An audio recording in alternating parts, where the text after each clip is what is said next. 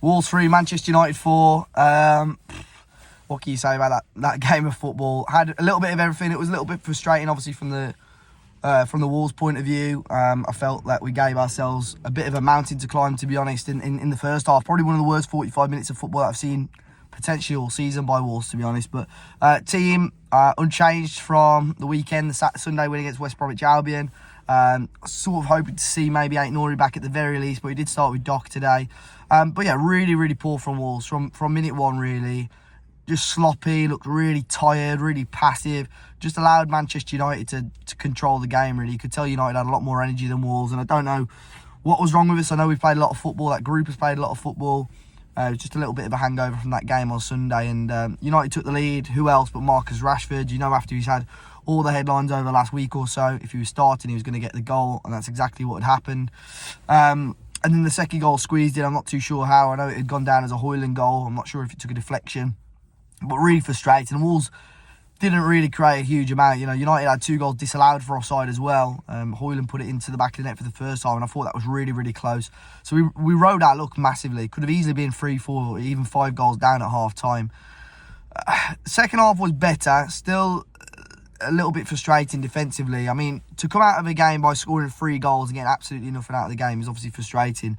But United get a third. At that point, you think it's pretty much game over. It was a penalty at 2-1, at 2-0. So Sarabia gets the penalty and scores.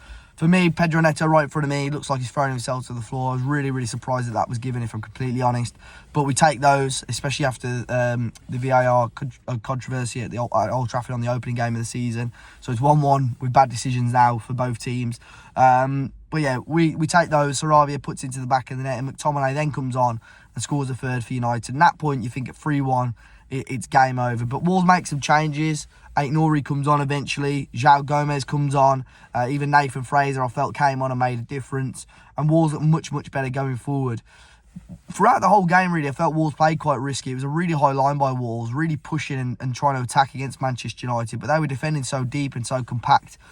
It was almost at times like they had an extra man on the pitch with how busy they were on the ball and how difficult they made it for Wolves. But eventually we get our way back into the game to make it 3-2. It was Dawson to Kilman, bundles its way into the back of the net to get us back into the game, and then eventually to get it to 3-3. Pedro Neto on the counter-attack. A lovely, lovely finish. It's looks like he's going to try and bend it towards the far post, but it's something you see quite a lot of really good strikers do. And Mbappe does it quite a lot, where sort of angles his body to go far post and actually hits it near post through a body of players, a group of players, and it goes into the back of the net. Really, really good finish. And I think at that point, at 3-3, I think with how bad Wolves played, obviously you'd run away with that. You'd snatch that point and say thank you very much, especially at 95 minutes. Only a few minutes to go. Wolves have just got to sit on that. But part of me still felt there was a winner. I didn't know if it was for Wolves. Unfortunately, it was for Manchester United. And Kobe Mainoo scores from range, curling effort, and just frustrating. It felt like a bit of a kick in between the legs of Wolves because they worked so hard to get themselves back into the game. But ultimately, they just gave themselves that mountain to climb. And sort of across the 90 minutes, you would probably say Manchester United were the better team. I felt Wolves weren't great. Like I said earlier, to score 3 goals and not get anything out of the game is obviously frustrating. And there were positives out of it, but Gary O'Neill's got to work a lot on some of the aspects we've seen today because it was frustrating. But I think it's just a very, very tired Wolves team at the moment. I would expect some rotation. I would expect João Gomez and Aït-Nouri both to start on Sunday against Chelsea. And we've got to go again. Look, our unbeaten run is over. Frustrating, but Manchester United aren't a bad team. I know they're not great for their standards. They're very high standards they've set over the years. But they're still a very good team. And no shame, really, in the performance, or second half performance at least, that Wolves put in. But let me know your thoughts in the comment section down below, guys. Hit that like button, subscribe to the channel, and I'll catch you all next time.